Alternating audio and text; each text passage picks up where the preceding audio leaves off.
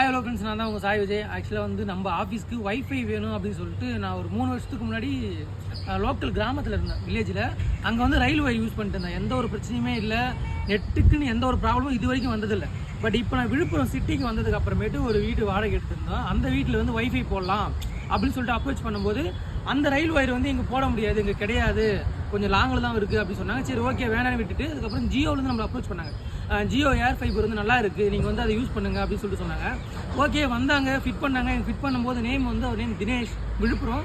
அவர் தான் வந்து மேனேஜ்மெண்ட், அவர் தான் வந்து சேல்ஸ் பண்ணுது என்கிட்ட. அவர் என்ன சொன்னார்னா, உங்களுக்கு 30 Mbps வந்து ரொம்ப ஃபாஸ்ட்டாக இருக்கும் நெட்டு, உங்களுக்கு ஸ்லோவாக ஆகாது, அண்ட் வந்து நீங்கள் லைவ் போகிறதுலேருந்து எந்த ஒரு இஷ்யூமே இல்லாமல் நீங்கள் கரெக்டாக யூஸ் பண்ணலாம், நல்லாயிருக்கும் அப்படின்னு சொல்லிட்டு என்னையே ஏமாற்றி இது நீங்கள் வாங்கி இதுதான் பெஸ்ட்டுன்னு சொல்லி என்கிட்ட சேல்ஸ் பண்ணிவிட்டு போயிட்டாங்க. ஓகேங்களா, நான் திரும்ப கால் பண்ணேன், கால் எடுக்கல, எனக்கு வந்து நெட்டு ஸ்லோவாக இருக்குன்னு சொல்லிட்டு. சுத்தமாக எம்பி இல்லை, 30 Mbps சொன்னாங்களே. ஆக்சுவலாக எனக்கு வரது வந்து சுத்தமாக எம்பி இல்லை. நான் உங்களுக்கு ஃபோட்டோ ஷோ பண்ணுறேன் பாருங்கள். 1 MB 2 MB 5 MB இவ்வளோ ஸ்பீடில் தான் போகுது. என்னால் வீடியோவும் எடிட் பண்ண முடியல, வீடியோ அப்லோட் பண்ண முடியல, என்னால் யூஸே பண்ண முடியல. நான் கால் பண்ணி கேட்டால் சரி ரெஸ்பான்ஸ் பண்ண மாட்டாங்க, வாட்ஸ்அப்பில் வந்து மெசேஜ் பண்ணாமல் ரெஸ்பான்ஸ் பண்ண மாட்டாங்க.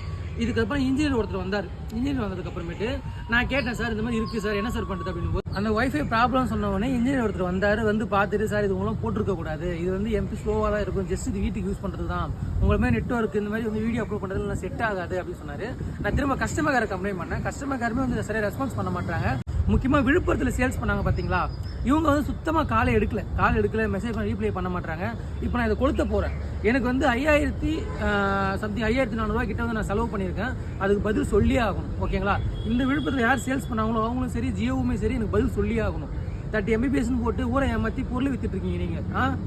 கொளுத்து தான் போகிறேன்.